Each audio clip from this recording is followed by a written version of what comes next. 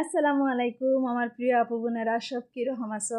আশা করছি যে যেখানে আছো আল্লাহর রহমতে বালা আছো, সুস্থ আছো। আর আমি সব সময় দোয়া করি মানে প্রত্যেক মুমিন মুসলমান হোক, যে কোনো ধর্মের মানুষ হোক, সব বালা থাকো, সুস্থ থাকো, কারণ সুস্থতা আল্লাহর দেওয়ার নিয়ামত।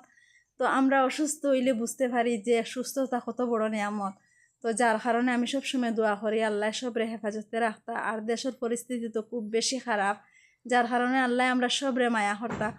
তো আপনারা সব কিরকম আছো কমেন্ট করবা। তো আমি ইন্ডিয়া আসামে শিলচর থাকি। আমার ছোট্ট মোটো সংসারের কাজ কাম নিয়ে আমার চ্যানেলে ছোট্ট একটা ভিডিওতে আপনারা স্বাগতম জানাইলাম। আশা করছি আপনারা কাছে ভালো লাগবো। তো ভিডিওটা দেখে যদি ভালো লাগে প্লিজ মনে করি একটা লাইক দিয়া দেখা শুরু করবা। আর সে কোন জায়গার থেকে দেখা কমেন্ট করবা, ভিডিওটা কিরকম লাগছে কমেন্ট করবা। তো আমার ছোট্ট মোট্ট একটা বাড়ি, ছোট্ট মোট্ট একটা ঘর, আর লগে একটা ছোট্ট মোট্ট সংসার আমার। তো আমার তো মায়ার সংসার, আমার খুব শান্তির একটা সংসার। তো আমার সংসারের কাজ কাম আমি মানে এত মায়া করিয়া, মানে এত সুন্দর করিয়া করি, আর আপনার লগে শেয়ারও করি। তো আমার ঘর দেখুন কোনো টাইলস মারা নাই, কোনো প্লাস্টার করা নাই, কিচ্ছু নাই। তো আমি খুব মায়া করিয়া যত্ন সহকারে কয়েকদিন পরে পরে আমি আমার ঘর লেফি। তো ঘর লেফতেও বহুত কষ্ট হয়, কারণ এখানে লেফার কোনো মাটি পাওয়া যায় না, গরুর গোবর পাওয়া যায় না।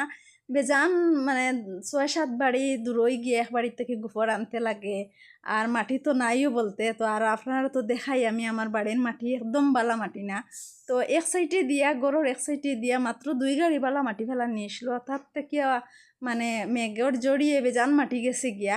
তো ওইখান থেকে আমি কিছু কিছু মাটি আনিয়া এখন গড় লেফি। তো সংসারের লগে মায়া আছে, গড়ের প্রতি আমার মায়া আছে, আমার কাজ কামর লগেও মায়া আছে, দায়িত্ব আছে হিসাবে মানে আমি মানে লেত্রা রাখতে পারি না। তো ওই হিসাবে আমি লেখতে লাগে, তো লেফি। তো আমার আজকের এই ছোট্ট ভিডিওটা আপনার মাঝে কিরকম লাগলো অবশ্যই কমেন্ট করবা।